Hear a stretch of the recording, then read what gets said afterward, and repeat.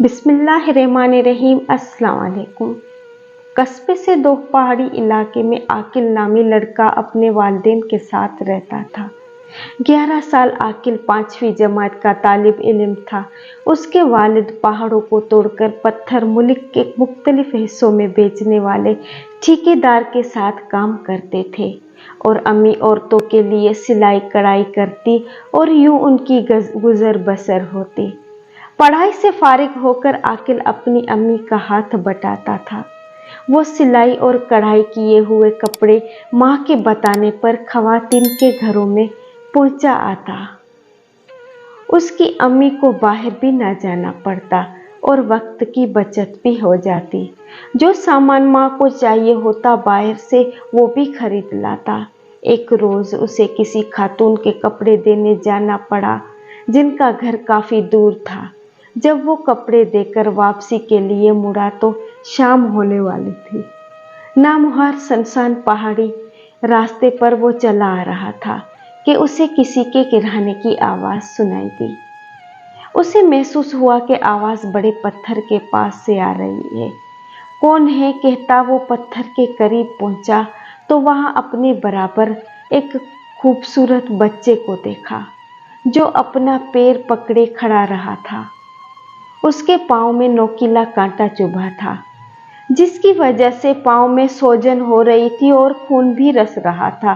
तुम कौन हो, यहाँ कैसे आए, ये कांटा कैसे चुभा? उसे देखते ही आकिल ने हैरानी से कई सवाल पूछ डाले।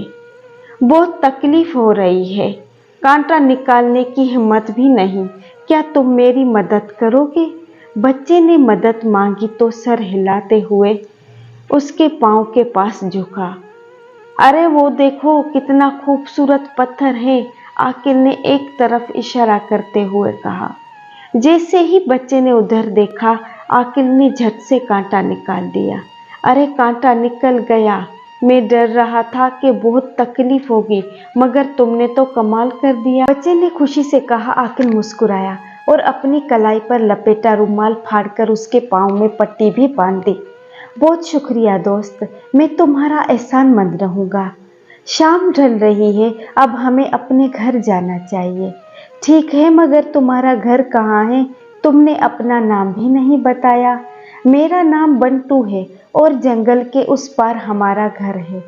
बंटू आस्तिगी से उठ खड़ा हुआ और हाथ हिलाए हुए मुखालिफ समेत चलने लगा। आकिल भी तेजी से अपने घर की जानिब चल पड़ा। घर पहुंचा तो अम्मी को परेशान पाया। उन्होंने देर से आने की वजह पूछी तो आकिल ने सब सच सच बता दिया, जिस पर अम्मी ने उसे बहुत शाबाशी दी। आकिल के अब्बू रात में थके हारे घर आए तो बहुत परेशान थे। बीवी के पूछने पर वो बोले कि ठेकेदार आम पत्थर बेचने की आड़ में गैर कानूनी तौर पर कीमती पत्थर स्मगल करता था। वो पकड़ा गया और काम का सिलसिला बंद हो गया है। अब पता नहीं घर का खर्चा कैसे चलेगा। दिन गुजरते गए, सिलाई कढ़ाई से की गई जमा पूंजी खत्म हो चुकी थी। उस रोज उनके घर राशन नहीं था और इतने पैसे भी नहीं कि कुछ खरीदा जा सके। आकिल की अम्मी ने उसे कढ़ाई वाला कुर्ता दिया कि उन्हें खातून के घर दे और ताकि जो पैसे मिले उससे खाने का बंदोबस्त हो सके।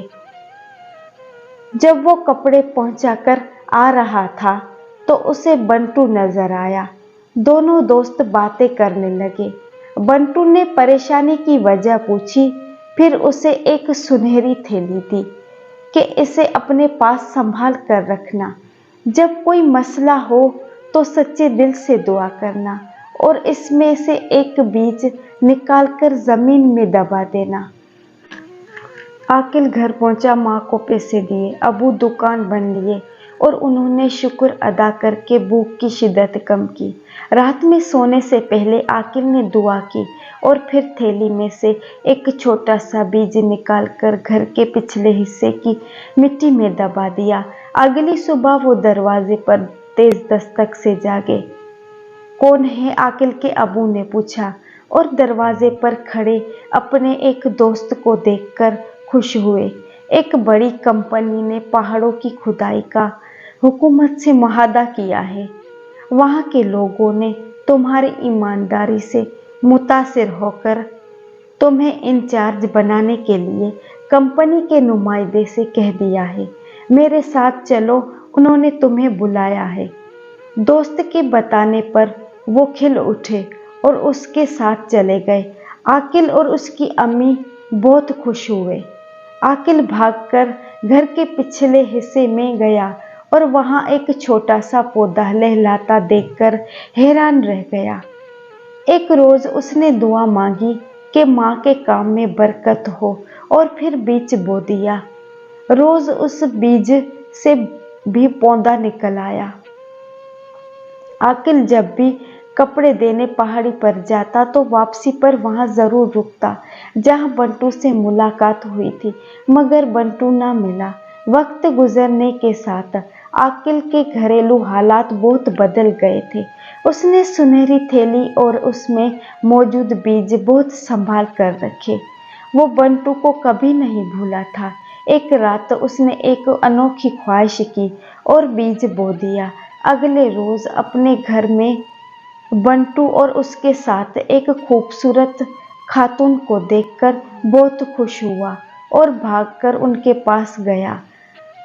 तुम कहाँ खो गए थे बंटू? इतने महीने गुजर गए मगर तुमसे मुलाकात नहीं हुई। हम यहाँ से चले गए थे। बंटू मुस्कुराया। कहाँ चले गए थे, बताया क्यों नहीं?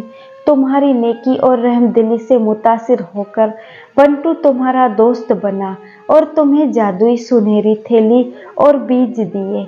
हम इंसान दोस्त हैं मगर आम इंसानों के सामने नहीं आते। इस वक्त तुम्हारी ख्वाहिश पर हमें तुमसे मिलने आना पड़ा। खातून ने कहा तो वो सब चौंके। अम्मी ठीक कह रही है, तुम मेहनती, अच्छे और रहमदिल इंसान हो। तुमने मेरी मदद की और मैंने तुम्हारी।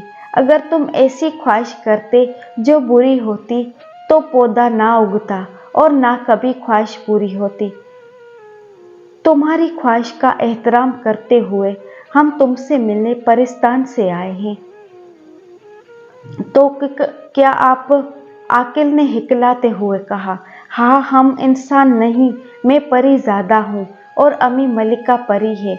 उनकी बात सुनकर आकिल पहुंचका रह गया। अब हमें जाना होगा। हमेशा अच्छे काम करना, झूठ से बचना और दूसरों की मदद करते रहना, वरना सुनहरी थैली और बीज गायब हो जाएंगे।